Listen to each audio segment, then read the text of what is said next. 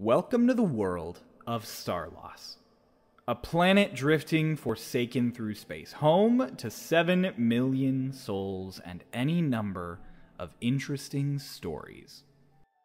This is a story that would have been lost, but so many things in this world that would be forgotten are remembered. None more so than the stories told by one little Aarakocra. Lotus, what is all of this? I dropped my sketches. I'm sorry. Oh, hey. These are cool. Is that me? No, that's socks. Lotus, why do I have wings on my head? Those are your ears. Oh. Right. This drawing isn't yours, is it? Oh, that's one of Archibald's drawings. His aren't colorful, but they're drawn really well. Oh, is this Fagin's ship? Yeah, we met Fagin when we first got to Shadesteppe. He was big and intimidating. I was a bit shocked when an Imperial Holdmaster and the captain of the Emperor's personal guard, the Starlings, jumped on Lorelei's ship. Luckily, Fagin turned out to be quite the nice guy.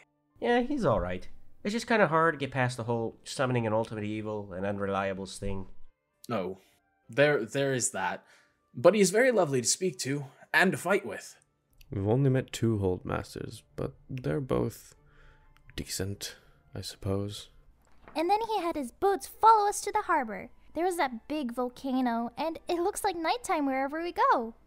I'm gonna have to show Archibald how to draw proper harbor, it seems.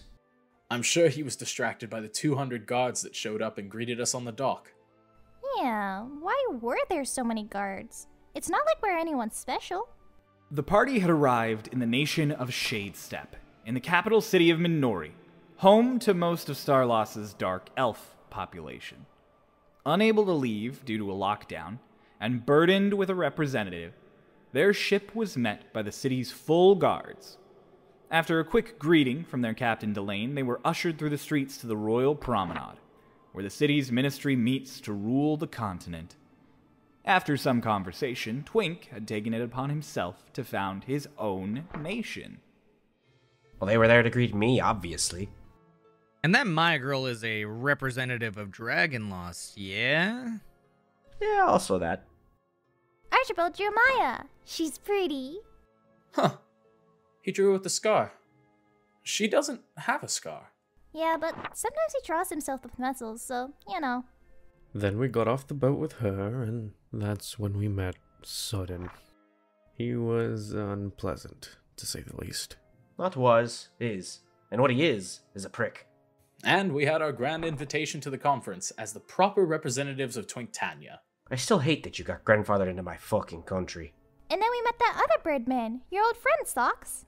Petron wasn't a birdman, he was just wearing a mask that looked like a hawk. It's what all the Westwood soldiers wear. It was good to see him again. I haven't spent time with Petron since we were kids, and we spent so long catching up. Yeah, it's cool that you were a delinquent as a child. Not a delinquent, just excitable. An excitable delinquent. And then Petron told us about your other friend, Fina. He said she and you were really close.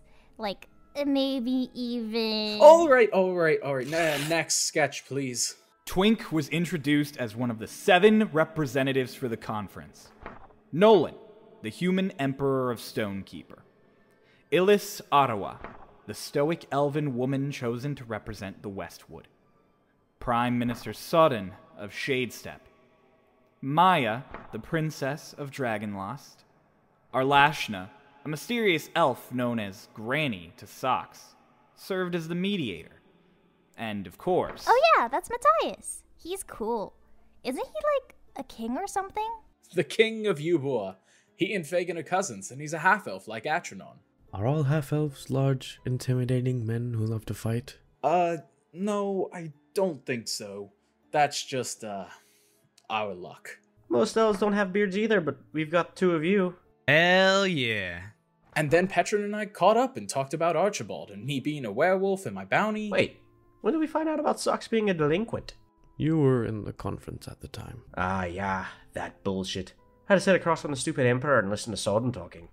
At least you got to meet Granny. Your granny's pretty fucking weird. Explains a lot about you, actually. Okay, that's rude. Granny is lovely. Then we went shopping while Twink was, Well, they were talking about how Fagin and his party had summoned an avatar, Tiamat, to defeat an evil dragon lich. And then they weren't able to banish her, so they went to form an alliance to face her, because now she's out somewhere to the east, like, I don't know, Dragonlost or Ubua or something like that. I didn't draw any of that. I don't know, just draw a PC dragon or something. It wasn't important. I think it was very important. Nah. It was pretty important.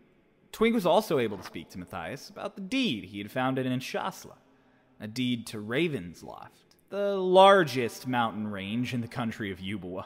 Yeah, but no one in this room needs to know about that yet, so keep it quiet, narrator, man. wait, who is Tiamat? Anyway, while I was doing all that boring stuff, what were you all up to? Oh, I blew up a shop. You what? You realize you're considered representatives of Twinkania. I might have to pay for that shit. Socks fixed it. Oh, alright, that's fine. Yeah, shopkeep was a jerk. He charged us a lot of money and said I wouldn't be able to break his dummy. So I used my lightning javelin and I blew up his shop to prove him wrong. It was quite impressive. I bought a chocolate pomegranate.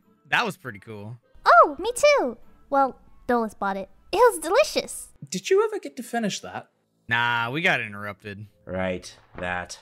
Kylie used her wind to summon me to the rooftop, and there was another Arakocra. Iliac. And that's when everything turned bad. And it only got worse from there.